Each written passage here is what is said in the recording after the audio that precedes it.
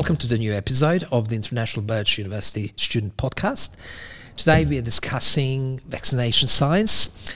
Abdullah Hairlahovic is a dedicated genetics and bioengineering student at International Burch University.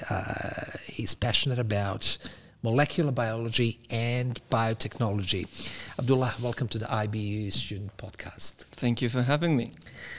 What inspired you to enroll in genetics and bioengineering at IBU? Was there a particular moment or experience that sparked your interest in this field? Well, it was a domino effect starting from secondary school. It began with a presentation about a deep sea fish that has a transparent head. And it continued into my high school education, where when our primary professor was on maternity leave, the substitute couldn't stop me from shutting up, or couldn't make me shut up about biology. There was even a day where the students and professors exchanged places, and mine was biology. The subject was about xylem and phloem and how they transport water and nutrients in plants. It's an extraordinarily boring subject, but to me, I had fun with it. Your interest is, my understanding is, your interest is currently focused on vaccines. What led you to explore this area of research? Was it a personal interest, a specific course, a professor, a scientist, or a project that guided you in this direction? Well, it started from the recent pandemic and some hesitancy within my own family about getting the vaccine. All right. Then I came to the university, and we had two subjects that are very influential in this field, specifically immunology and virology. Virology, I want to get a doctorate in, and this is sort of a synergetic way to combine the two into explaining what actually vaccines do, because I see a lot of misunderstandings in this field, especially in the public eye. So our task today is clarify Indeed. Misunderstandings. All right. Now, to provide a strong foundation for our discussion, let's begin by understanding the fundamental principles of vaccination, including how vaccines function and their role in public health. So let me ask you to provide a brief overview of vaccines and explain how they work to protect individuals and communities. Before we begin, I'd like to preface that everything I'm about to say has been rigorously researched and submitted to the head of the department of the Genetics and Bioengineering department at the International Burch University for review. It has an extensive list of 54 sources, and each number and figure has been rigorously verified. What I'm about to say comes from scientific consensus. What's the outcome of the review? Was it a positive review? It is the literature that you submitted. It was, as you have seen in the email that you received, it's a very detailed scientific approach to the topic itself. So we're good to go. We're good to go. All right. When it comes to vaccination, it is a very safe and effective medical procedure intended to exploit the body's natural immune responses to create immunity without exposing the individual or the patient to the disease itself. Let us imagine a situation where the individual gets injected with a vaccine. The first thing that happens is physical damage to the surrounding tissue and the irritant of the antigen that is introduced. The antigen is the thing that the immune system is going to recognize. So when you get injected with a vaccine, the first thing that happens is your first line of defense, called macrophages, are deployed to the site of damage.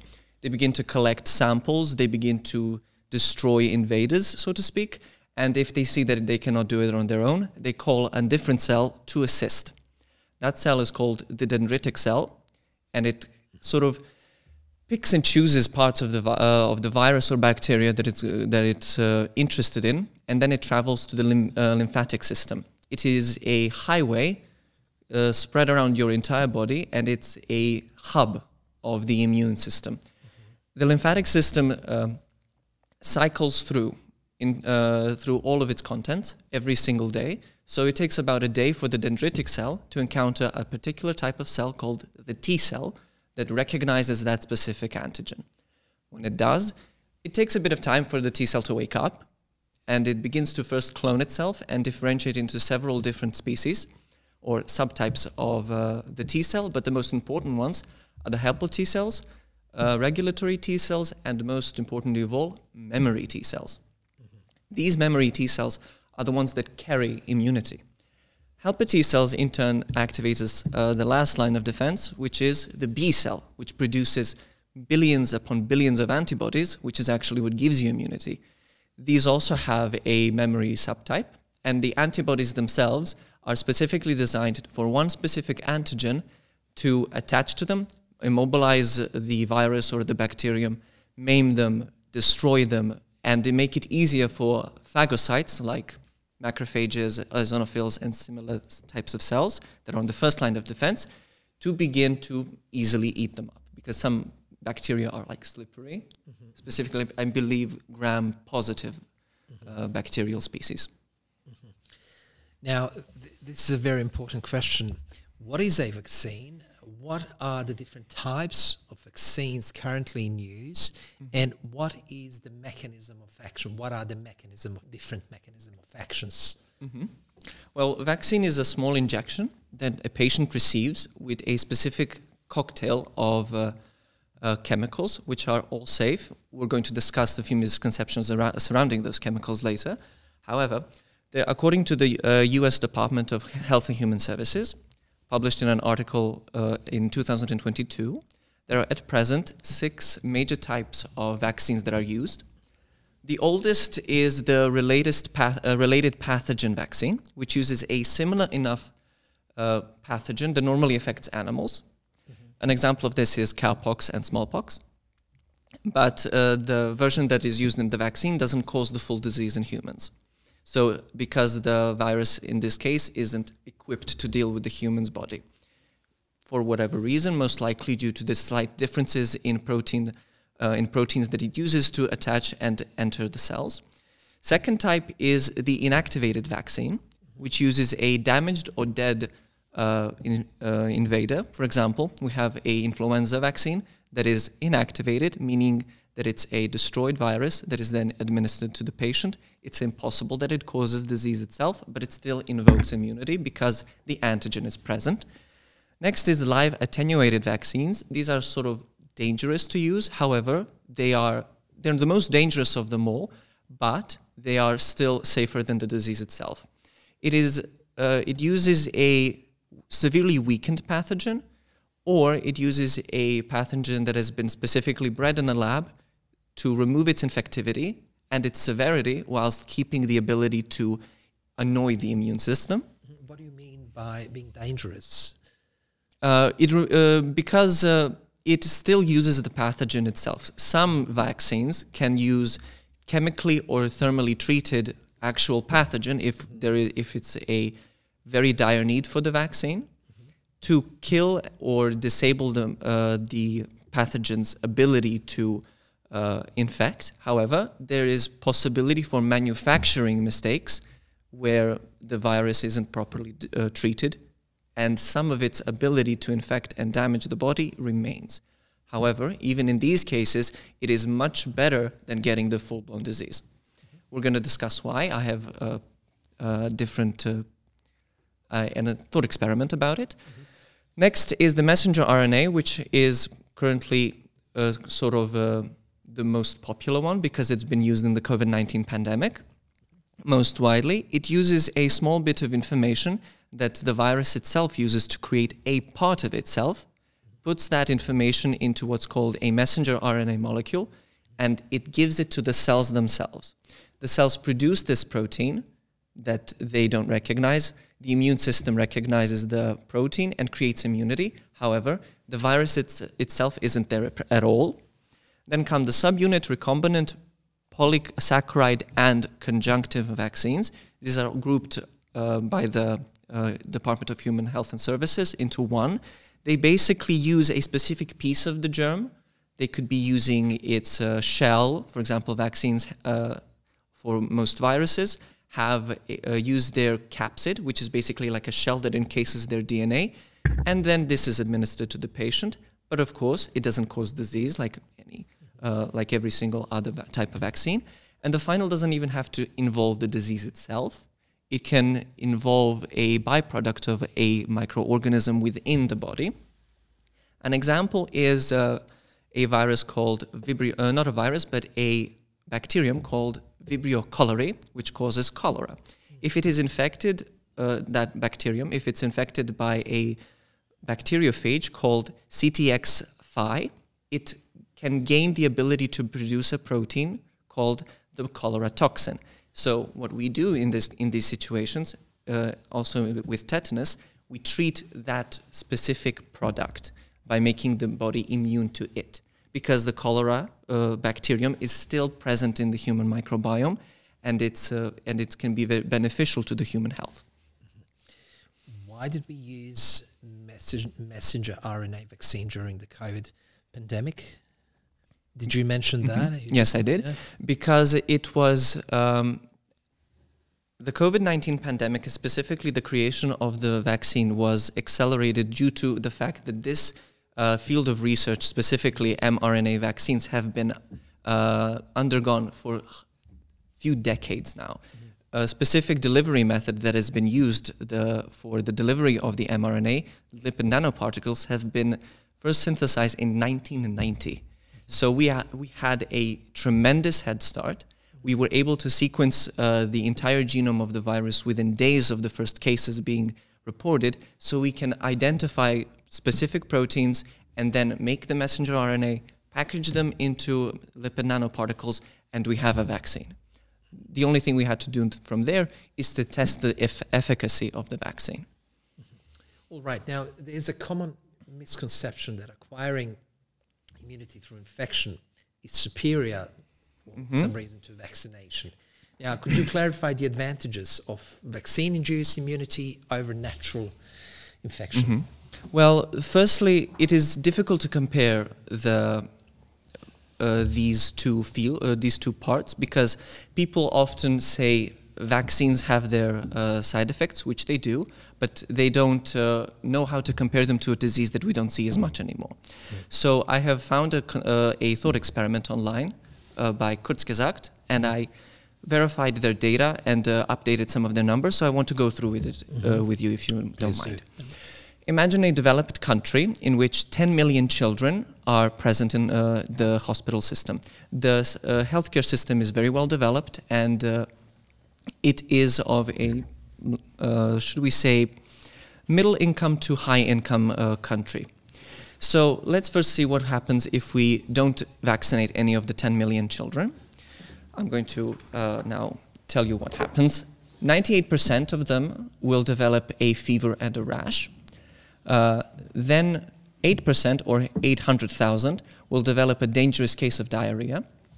9%, or 900,000, will suffer from an ear infection that could lead to deafness. 6%, or 600,000, will develop pneumonia, and this alone will kill 12,000 children. Then comes encephalitis, which will affect 0.3%, or 30,000 children. Then the most severe case of measles that I was able to find is SSPE, which is a progressive degenerative brain disorder in which the measles virus lingers in the brain and kills the child slowly. This will affect 0.025% of the children that aren't vaccinated. These are accurate and These are accurate, correct. Numbers. Yes, right. All of them have been reported in literature, and the oldest the oldest source is from 2004. So in total, 2.5 million children will have severe cases of side effects from the disease itself. They will be severely ill, and 20,000 will outright die. And it is also important to note that every single child of those 10 million will have a severely weakened they will have a severely weakened immune system, because the measles virus is very particular in the way that it affects the immune system, leaving the child vulnerable to other respiratory diseases, that, especially if it's a young child. They don't have immunity against any diseases yet, so they are going to be more ill, and they have a higher likelihood of being seriously hurt from other diseases. Now let's compare this to the vaccines themselves. Firstly, most of the children that are vaccinated will develop a fever. Some sources say that it's going to be 10%, but we're going to keep it the worst case scenario. So we're going to say 55 to 75% of the children will get a fever. 5% or 500,000 will get a mild rash. 0.001% or 100 of them will get a severe anaphylactic reaction or a severe allergic reaction, which can be managed. Next, 10 boys will get genital inflammation, or 0.00001%. Sorry, one of those zeros is too much. And 10% will get encephalitis, which is the inflammation of the brain, and it's the most severe case. In total, 120 will need hospitalization. However, in this hypothetical experiment or hypothetical society, all of them will be fine. Okay. Now, as opposed to the 20,000 children that are guaranteed to die if they aren't vaccinated. That's a shocking number. I was also skeptical. Fact, yeah. I was also skeptical about this experiment, so I looked for papers, reports, governmental disseminations, trying to find specific documented cases of deaths directly related to vaccination.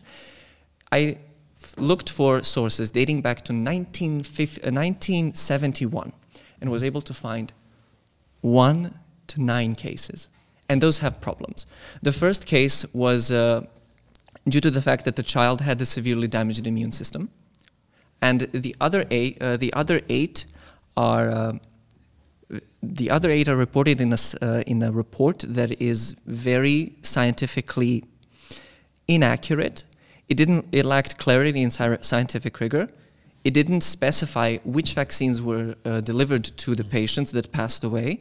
It also didn't exclude any pre-existing conditions. It didn't have any proof to connect these deaths to encephalitis that are a cause of the vaccine. So even if we were to look at all of the literature, there probably is cases. However, they are minuscule compared to the cases of real deaths caused by measles itself. From a scientific perspective, what are the most common prevalent misconceptions about vaccines, and how do you think these could be addressed? I have 3 in mind.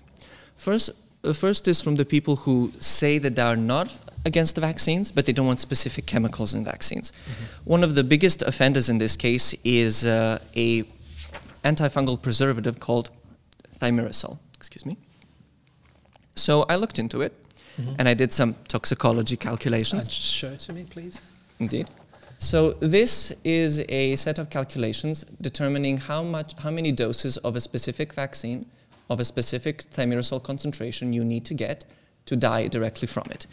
I took the diphtheria, tetanus, toxoid, and acellular pertussis vaccine, which contains 50 micrograms of thimerosal, which is a mercury-based preservative, per dose. If you wanted to kill me, a 77-kilogram adult, I would need to be injected with 150,000 doses. You are more likely to die from diluting your blood too much. And if you wanted to kill an infant of 1 year old, they would need to receive 18,180 doses at once. So it's not that thimerosal is the cause of these. It is impossible for it to cause deaths in these cases. You're more likely to die from hyponatremia by diluting your blood too much. Another thing, this stems from the fact that people don't really understand the toxicology itself, because it's the dose that makes the poison. If I were to tell you that millions of people around the world drink an insecticide every single day, that chemical's name is 1,3,7-trimethylpurine 2,6-dione, more colloquially known as caffeine. See, when I said this chemical name, caffeine is insecticide. It is an insecticide. It evolved primarily in coffee plants to deter insects from eating their leaves, because it disrupts their digestive tract. It sort of dissolves it. However, for humans, it's harmless. especially in small doses. So what I want people to keep in mind is that the dose makes the poison, not the poison itself. Second misconception that I hear a lot is that you're going to be chipped. It is, to a scientist, a wild conception, because where's the power source? Why would we do that? And you mean as in conspiracy theory? Exactly. If you want to see if a line of questioning or a line of reason is conspiratorial, you can ask yourself one question. If it can negatively affect rich people, can it be a conspiracy? Secondly, if a lot of people are necessary to keep this thing secret, why didn't it come out already? Because there was a study about moon landings, and it asked the question: how many people are in NASA, and how likely is it that one of them spills the beans? There's about a few thousand employees at NASA, and according to their calculations, the moon landing would be exposed as a fraud, if it were true, within days. So if you can disqualify these two factors, you can safely say that the line of reasoning that you employed as your argument is flawed. One final thing that I noticed a lot is people not understanding what science is actually about and how it's communicated. If I were to tell you that you are 99.999% likely to have, let's say, blonde hair when you get old, you'll be like, okay, I still have that 0.001% that I won't. But in science, that is as certain as things can get. If I were to tell you that I'm 99.9% sure that a person would die from if they're infected by rabies and they begin to show symptoms, I'm as confident in that statement as if I am to say that I won't be able to fly if I were to jump off this building. So that is another side of science that people misunderstand. It is very precise, and it needs to leave room for error. We had a course on our second or third year, I believe, where we had half a semester where we just calculated the error margin from instruments, from different measurements, and how we can report it in scientific papers to keep our results most reliable. And what conclusion did you reach? Have you reached? Yes, because you can only be as accurate as your least accurate measurement. If you have like 10 measurements, and the least accurate one is a scale that has only 2 decimal places, you will report up to 2 decimal places in your study. You won't mention anything else because that is considered a rounding error or a systematic error. So when people say, well, are you 100% sure? I can't be, because science necessarily, by its necessity, needs to leave room for error. Because in the past, people thought that disease spread through miasma, through bad smells, which ended up being wrong. They were confident at the time, but then Louis Pasteur disproved it. So that is the process of science, progressive improvement of our descriptions of reality. How would you define the scientific method then? How do you see it? Well, the first thing that all science has to, that it is based on, is the scientific method, which is observe, hypothesize, test, repeat. We have a phenomenon, we don't know why it's happening, so we make a hypothesis, which is an educated guess. We say, this is happening because of this, and we're going to test it. How? By changing something. For example, if we were to figure out why certain people don't like coffee in the morning as opposed to afternoon, they like to drink their coffee in the afternoon, we could say, okay, my hypothesis is people don't drink coffee in the morning because there's too many people in the cafe. We can test that by giving those people coffee in the morning, but without people nearby. And we observe the results. This is how the scientific method functions. We make a guess, test it through studies and carefully crafted experiments to get to a conclusion whether our initial guess was correct or not. Additionally, we have what people don't understand is a scientific theory. In colloquial English, it's a guess. But in science, it is the highest degree of certainty you can assign to an idea. The theory of gravity, theory of evolution, theory of the laws of motion, for example, they were all theories that are supported by a vast number of empirical evidence that if you want to disprove it, you have to disprove an entire field. That's why theories are misunderstood. So when I say, okay, theory of gravity is this, this, and that, and somebody who doesn't really understand physics tells me, well, it's just the theory.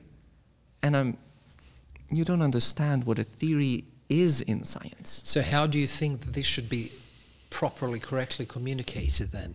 How would you communicate that? What is a theory? How would you explain that to the general public? This is, what I'm about to say is my approach. I would describe it in a way that would tug at people's heartstrings, because that's what the anti-vaxxers do, and it's very effective. I would hope that they see these numbers and they understand that this is beyond what their scope of observation can withstand. Meaning that it's happening to someone else, yes, but it could happen to you. So the best way to prevent it is, in this case, through vaccination. All right. You mentioned that mercury is being used in vaccines. Now, could you explain why? That's a very important fact. So we would really appreciate if you could explain that. Firstly, the mercury that I stated is chemically bound in a chemical preservative specifically designed to prevent fungal growth called thimerosal. It's present there at approximately 49% of the mass of the molecule, according to PubChem. And the only thing that it does in the human body is that it passes through. It is chemically inert to us. However, for fungi, it disrupts their life cycle, making the vaccine itself, extending the vaccine's shelf life. The reason why we used specifically thimerosal is because it had a proven track record of stopping fungal growth whilst being biologically safe. However, due to public outcry, it was removed from several vaccines. There are thimerosal-free alternatives, both to the vaccine that I stated, the diphtheria, tetanus, toxoids, and acute pertussis vaccines. There's also thimerosal-free versions of the MMR vaccine. But the thing that I need people to understand, again, is that the dose makes the poison. If you eat a banana, there is a specific concentration of a radioactive isotope of potassium, but it won't kill you. Just like 50 micrograms of thimerosal, which carries about 25 micrograms of mercury, won't harm you because it's too small to cause any damage. Why do you think there was an public outcry regarding this matter? Mostly because some individuals who don't understand toxicology and the process of creating a vaccine, such as Jim Carrey, I believe, he was very much against the use of thimerosal. I believe he stated, "I'm not against vaccines, but I don't want mercury in my vaccines." Still, public healthcare institutions realized that this is a sensitive point to people because, remember leaded gasoline, that was a very big problem, and mercury is also a heavy metal. So an association between the two was created in the minds of the public, so the public healthcare organizations needed to mitigate that risk of people not taking the vaccine by changing the contents of it. Do you think that the public health organizations did a good job in getting the point across, or explaining, communicating this to the general public? I don't. Specifically because if we take a look at the data, the hesitancy amongst individuals wanting to take the vaccine, specifically COVID-19 vaccine, is extremely high. Then we also see an increase in unvaccinated children for measles, mumps, and rubella, or the MMR vaccine, in our very own country, which is a direct result of these failed attempts to reach the public's hearts, in my opinion, based on the data that I've read. What would you have done differently? Well, it has a long history. The scientific field has a long history of mistrust. For example, the Tuskegee syphilis incident, I believe it was syphilis, where scientists injected black volunteers with syphilis and then observed them. There were also in Los Alamos, there was a project where scientists injected people with plutonium. These wouldn't fly by ethical committees nowadays. But back then they were looser. What I want people to understand is that scientific research nowadays requires strict ethical approval. What I would have done differently is addressed people's concerns. They are right to feel scared about mercury being in something that is injected into a person.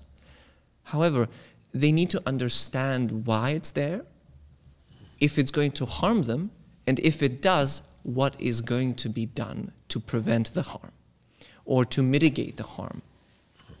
Here is the question. What are the early practices of disease prevention? Could you please set the stage for us? Of course. So back in the day, we didn't know what caused disease.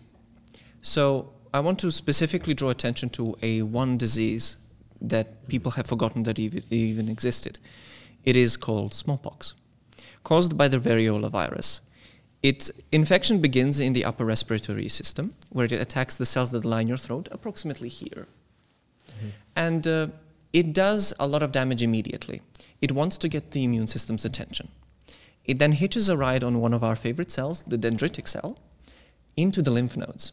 Using that highway, it spreads through the entire body, infecting immune cells, T cells, B cells, civilian cells, and then it spills into the blood. All of a sudden, when a certain threshold is reached, it is everywhere, and its attack begins for real.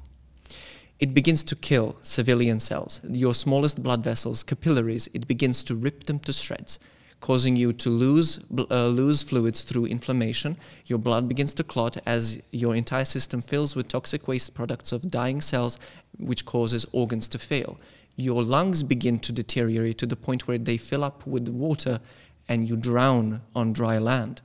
Then here comes the critical point of the disease. You burn up in a high fever. Your body is covered both inside and out with hundreds of lesions filled with pus, dead cell material, and billions of variola viruses.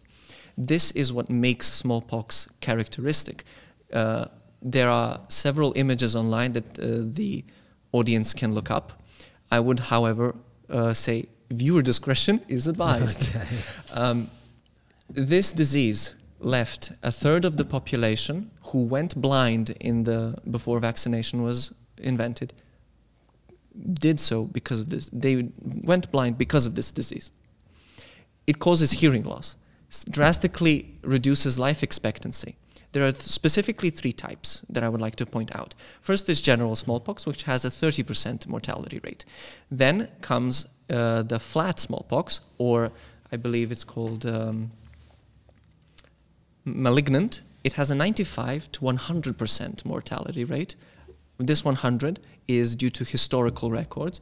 Basically, where it was identified, the person was dead. Then there is one more, hemorrhagic smallpox, which has a 94% mortality rate. Basically, this illness was so horrifying to witness that people were desperate. What they noticed is that people who survived, even though they were scarred either blind, deaf, or something like that, they were immune. So, in China, physicians and alchemists decided to do a little bit of an experiment. They took a patient with a mild case of smallpox, they took one of those lesions and scraped them off. Then they left it to dry out and then ground them into a powder. They would then blow that powder into either the nasal cavity or scratch it onto someone's skin. And they were immune. This practice was coined as variolation. This probably worked because it introduced the virus, which was weakened due to it being dried out, into a part of the body that it wasn't prepared for, either the nasal cavity or the connective tissue on your arm, for example. This is probably why it worked, although it still carried a risk of 2% mortality. This would continue to spread throughout the world, and in Turkey specifically, a slightly different practice was employed, not variolation, but inoculation. Mm-hmm. And this was so successful that even the Russian Tsarina, Catherine the Great, immunized her own children and made a campaign to inoculate her population, which was a very good public health move because it reduced mortality rate in Russia by a significant amount. Now, how many lives were saved, do you think, as a result of that? I don't have a specific number, but I can use approximately. Yeah. I can use Fermi estimation. I would say, if we take a look at the population numbers at the time, we could say that 150 to 300 million people have been saved because of this practice of variolation. Despite it being, despite the smallpox virus being prevalent even in the ancient Egyptian mummies. We have found the virus in them, so it's been with us a long time. My understanding is that the eradication of smallpox was one of the greatest advances in medical history, or greatest, correct, the highest points medical history. So could you please explain that, add more information to this? It was an unprecedented world effort where it even bridged the gap between the USSR and the United States at the time, where the World Health Organization set up a news network for smallpox. If a case was identified, vaccines were given, quarantines were imposed, and the spread was completely eliminated. This was such a monumental global collaboration effort that in 1980, I believe it was 1980, yeah, 1980, the World Health Organization declared smallpox eradicated. It only exists in 2 labs in the world, one in Atlanta in the United States and one in Koltsovo, Russia. These labs are what's known as BSL Level 4, Biosafety Level 4, which are so well guarded that they rival heads of government. These laboratories only keep the virus for research purposes.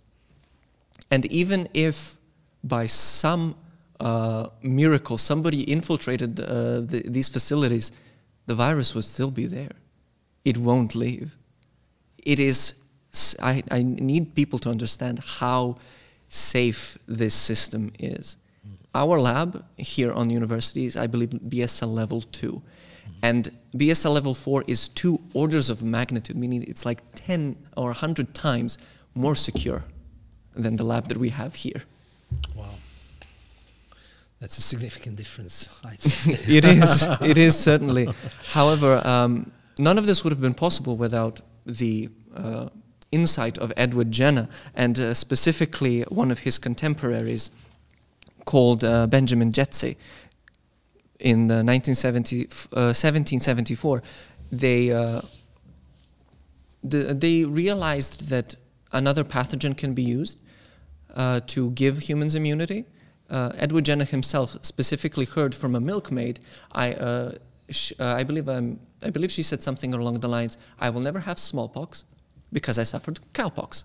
And so he tested this idea on his gardener's child, young James Phillips. He survived. But the medical community was sort of standoffish with the experiment. Naturally. Mm-hmm. Especially Especially at the time, since the church believed that smallpox was a agent of God's will. So they basically said, we're interfering with the will of God. And people were afraid because you were introducing an animal's disease to humans. So there were caricatures made of him and the people who were vaccinated, of them growing horns and turning into cows, which sort of like began this hysteria. I mean, anti-vaxxers were there since the very beginning. Since the very beginning. Very interesting. Now, vaccination has significantly reduced, and in some cases completely eliminated several life-threatening diseases we just mentioned. However, without continued immunization efforts, these diseases can return. Now, the devastating consequences of the diseases such as smallpox, polio, and measles are well documented. We discussed that. Now, what would life look like today if these vaccines had never been developed? That's the key questions. What would society have looked like? How many people would have died had these vaccines never been developed? Do you have any statistics on this? We're going to leave off smallpox because we've already discussed it at great length. Let's talk about a bit of polio. It is a virus that mainly infects the central nervous system, the brain stem specifically, and the spinal cord. It is capable of paralysis. 1 in 200 people will be paralyzed for life, with a 2 to 5% mortality rate in children, and 20 to 30% mortality rate in adults and adolescents. This virus was a virus that affected a US president. And that's when an initiative began to fund the research for its vaccine. Then comes measles. It is a respiratory disease, primarily, but it leaves the patient, when they survive, months or even years with a severely damaged immune system, even to the point where we see a decrease in concentration and diversity of antibodies, according to a study published in 2020. One in about 5 individuals, so about 20%, will be hospitalized, and 1 to 3 individuals in 1,000 will pass away as a direct result of measles. There's also complications that are most common in children and adults over the age of 20. And then comes mumps, which is a debilitating viral disease which can cause deafness in one ear. Additionally, it can cause in children inflammation of the genitalia, which can lead to infertility, and it can cause pancreatitis, which can be life-threatening. So 1.6 to 3.8 children or people in 10,000 will die as a result of mumps. Rubella is a bit of an even more insidious monster because it affects mostly unborn children. 70% of women that are exposed to the virus will have arthritis in their fingers, wrists, and knees, that generally lasts around 1 month. However, a pregnant woman has a significant increase of miscarriage, or the child can die within shortly after birth. 90% of infants born from mothers who suffered from rubella in the first 12 weeks of pregnancy develop congenital rubella syndrome, which includes growth delays, cataracts, deafness, and problems in development of the heart, or congenital heart defects, and the spleen and the liver can be damaged permanently, and it is also associated with intellectual disorders. This is according to the CDC and the Mayo Clinic. Next up, anthrax. It is a severe if inhaled, but also there's 2 other types. It is a chronic respiratory disease with a psychological impact.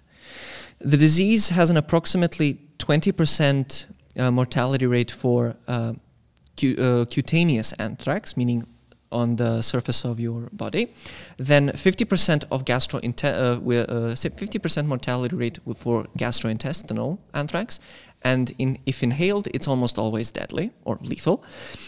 One of the most deadliest viruses in the entire natural world, rabies. It has a 99.9% mortality rate. In history, there have been only 6 to 12 people that have survived this virus. If you begin to develop symptoms such as inability to swallow, fear of water, aggression, confusion, jitteriness, you are dead.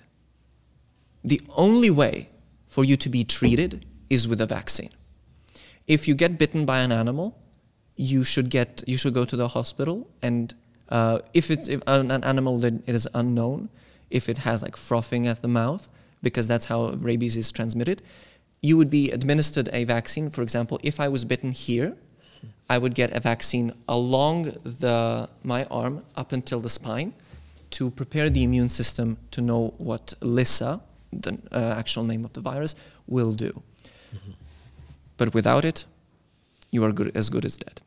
Now, something happened in history, the rise of the anti-vaccination mm-hmm. movement. So please introduce the anti-vaccination movement. Tell us more mm-hmm. about that.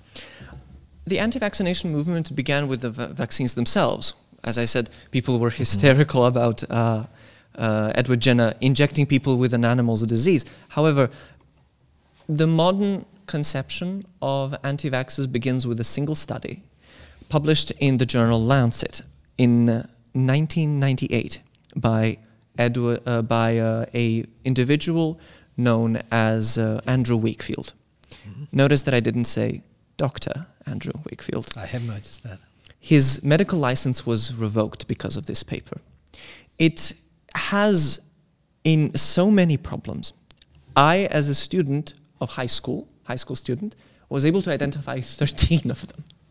Right. The first and biggest problem with the study... Could you please outline the paper first? Mm-hmm. The paper stated that there is a causal link between the MMR vaccine and a condition called colitis, which he would later coin as autistic enterocolitis, because he stated that colitis is caused by the MMR and colitis causes autism.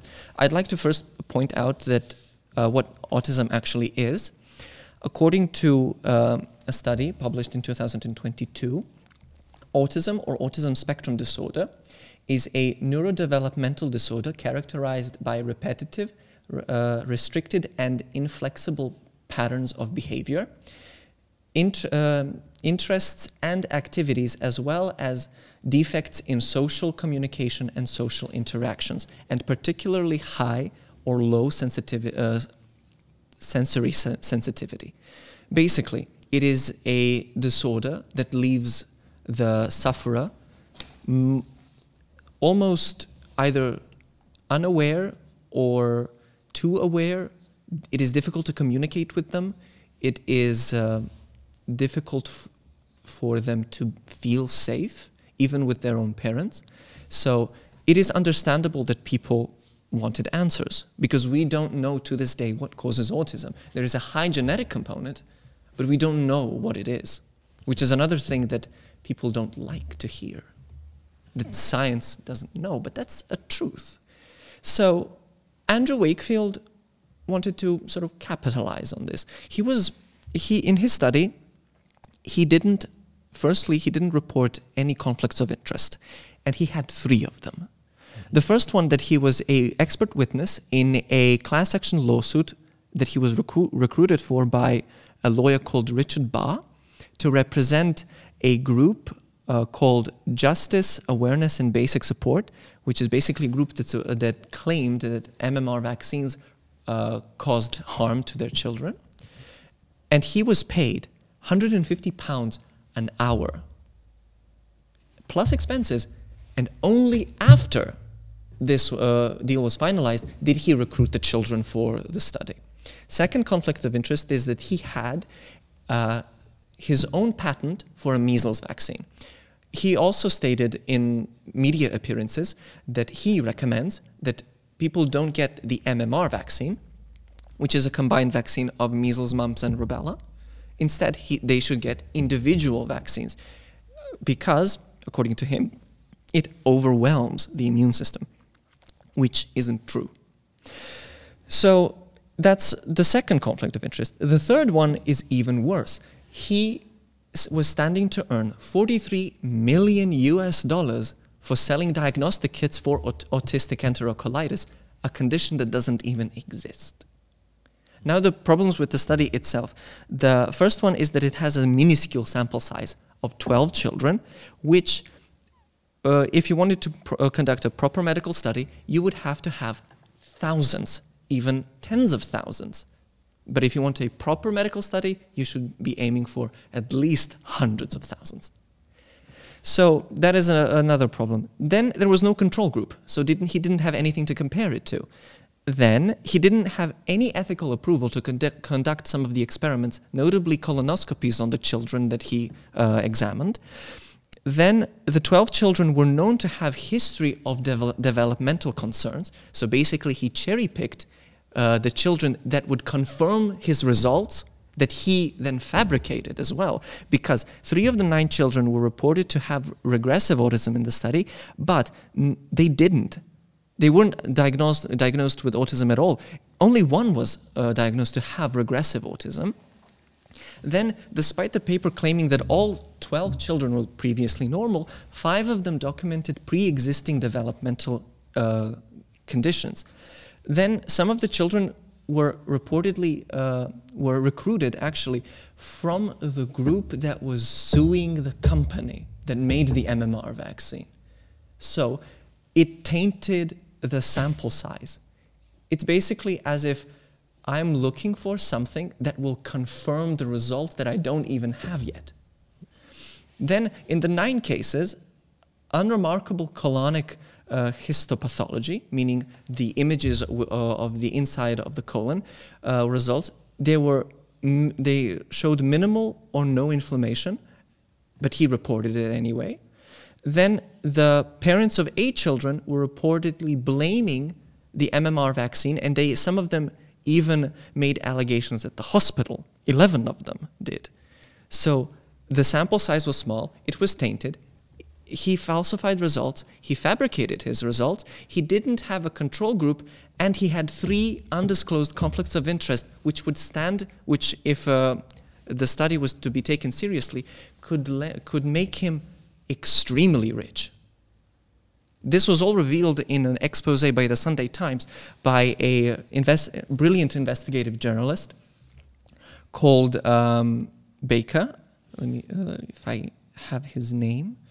I don't, unfortunately. However, I highly encourage people who want to read more about the subject to find his book. I think it is called The Fraud of the Century, something like that. You can just Google vaccines, autism book, and you should find it. This was so monumental, this book. It caused the Lancet to retract the paper in 2010, I believe, and Wakefield had his medical license revoked. He will never be able to practice medicine again. Was he charged officially with fraud? I don't think he did. He was. I mean, he still goes around the world. He's seen as a martyr in the anti-vax community, as a victim of the establishment for reasons that they weren't disclosed to. No one knows, or some of them do know, but just refuse to believe it, that he made a paper that is less accurate than Harry Potter. That's a great comparison. All right, so what happened after that?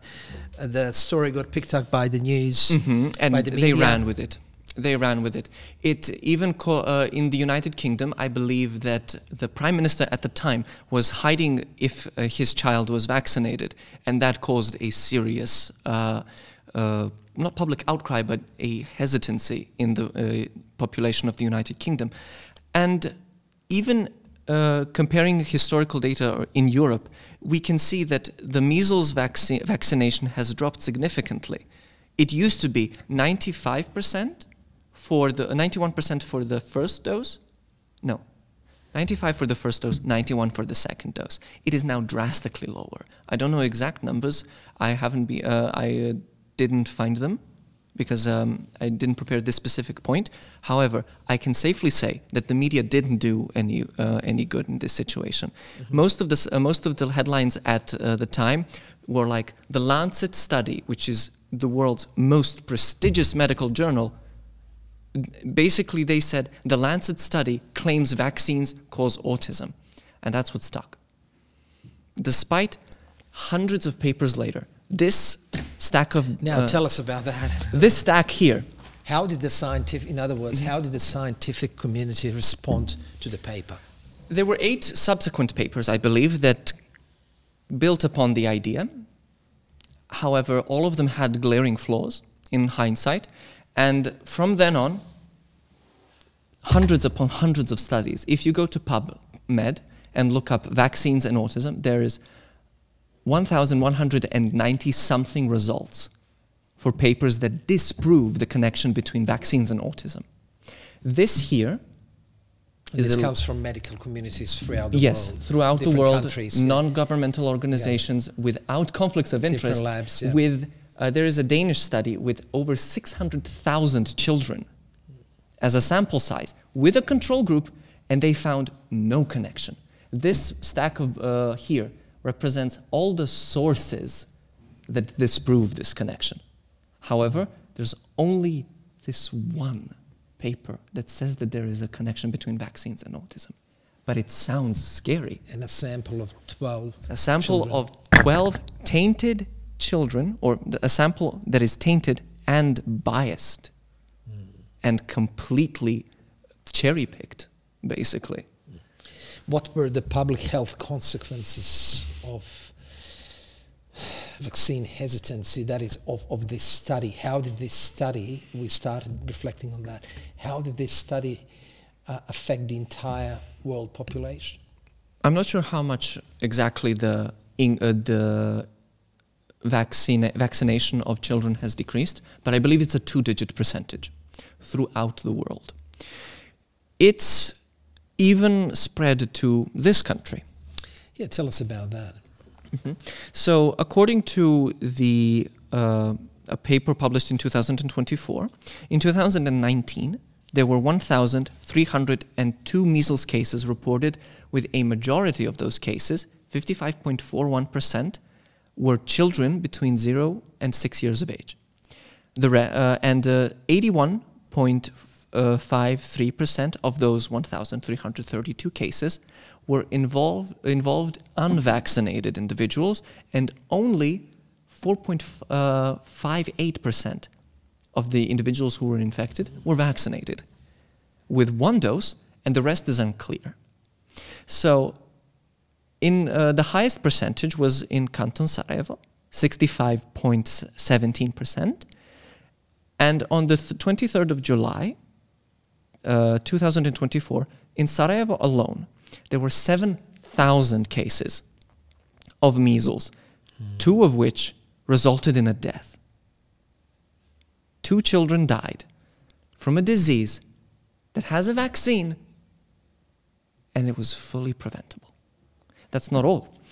If we take a look at the period between December 2010 and 2012, in the Federation of Bosnia and Herzegovina, there were 7,895 cases of mumps reported in literature, the largest outbreak since 1980, when the MMR vaccine has been introduced. Approximately 39% of the reported cases involved unvaccinated children, according to Hukic, which was published in 2014. A group that big, 7,000 in one city, is insane for a disease that is fully preventable. This trend is only projected to grow as people still continue to misunderstand vaccination, what it actually is and its actual risks, which if you don't mind, I'd like to remind you that 120 would need hospitalization and would be fine in the end if we're vaccinated, out of 10 million, whilst measles would outright kill 20,000. And that number is likely to be higher, especially in early parents, because they would either be scared and then would receive advice from their parents, their relatives, about this is just a normal cold, he'll be fine. That number is likely higher than 20,000 if we take that into account. That's a shocking statistic. Especially when lives that could have been saved are in the picture. In your opinion, how should society regain trust in vaccines? It's a difficult question because it has 3 different aspects of it. One that is mostly characterized by the Western societies, including Australia. It's my body, my choice. I have just one thing to say to those people who say my body, my choice, so I don't want to get vaccinated. Your right to self-determination ends where someone's right to live begins. It doesn't matter that if it's a child, it could be an elderly person who has an autoimmune disease. My grandmother, unfortunately, died as a result of a COVID infection because she had lupus. And even people who don't have autoimmune diseases, people with leukemia, take chemotherapy to wipe out their immune system so they can start fresh. If they get infected, they're very likely to die. So if you think that your decision to avoid a small prick in your arm is worth someone's life, you have a lot to think about when it comes to your moral standings. Secondly, people don't really understand certain aspects of reactions of the body, of the immune system specifically, to diseases. The biggest one that I've seen is in COVID-19.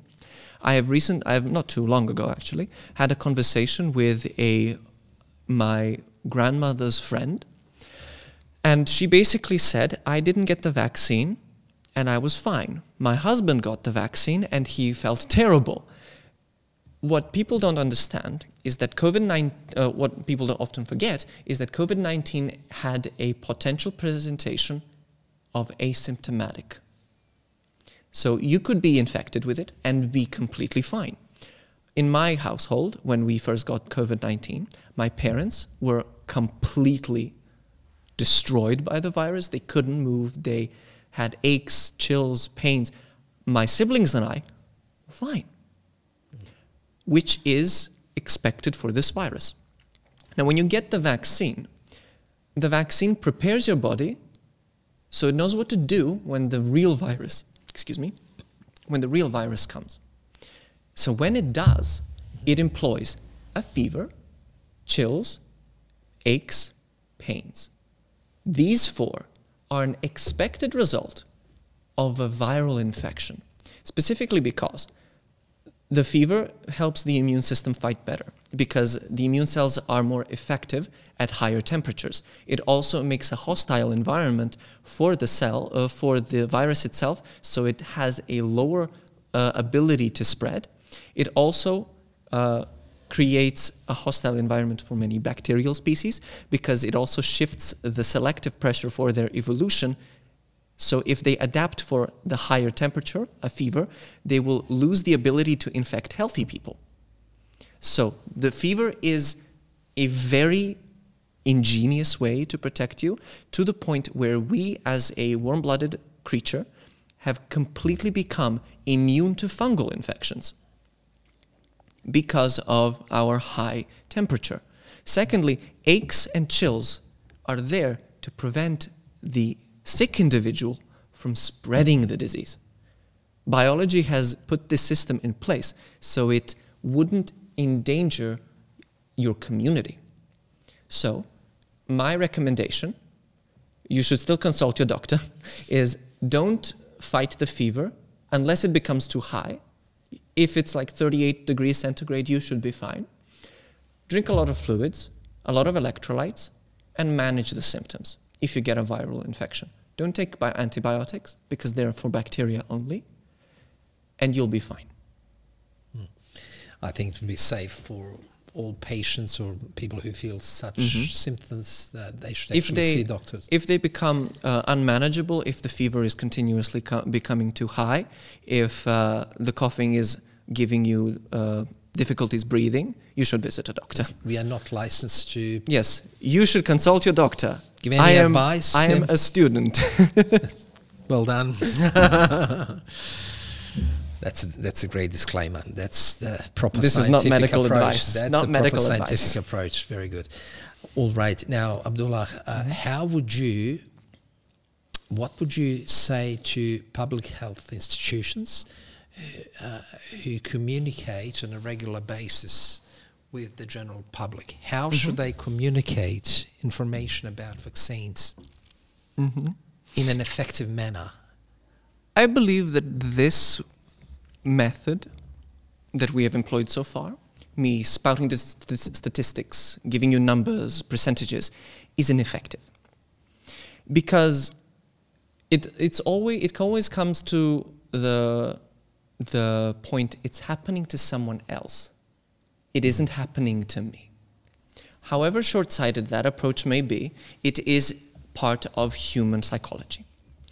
And for public institutions to be more effective in communicating dangers of a disease and the importance of vaccination against it, I believe that they should keep the statistics and this scientific part, although important, they should keep it at a minimum when talking to the public.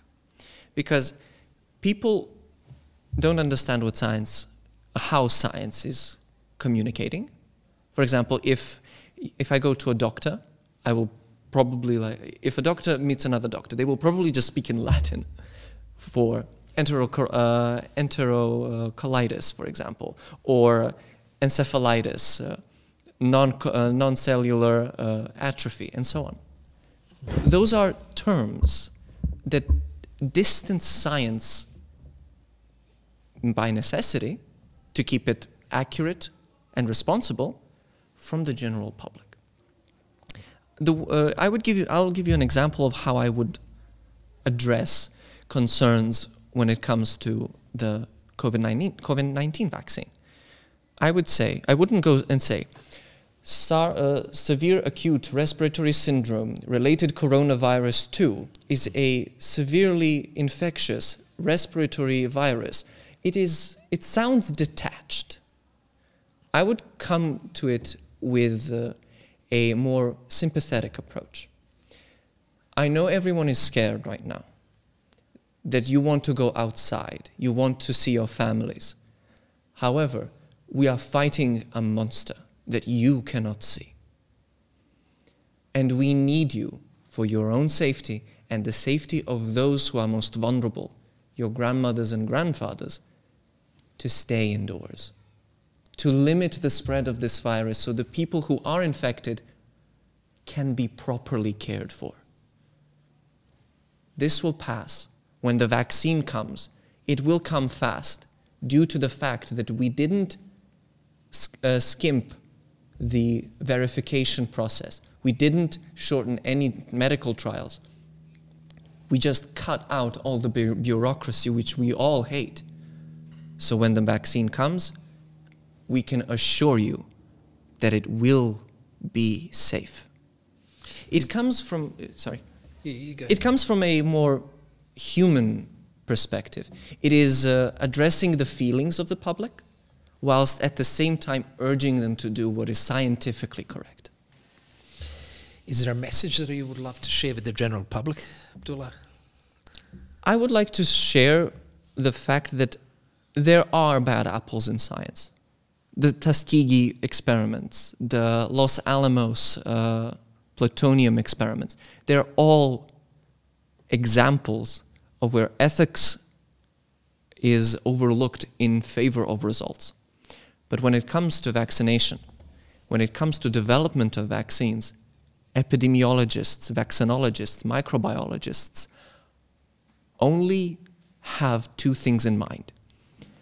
Make it as fast as possible and make it as powerful as we can. Thank you, Abdullah.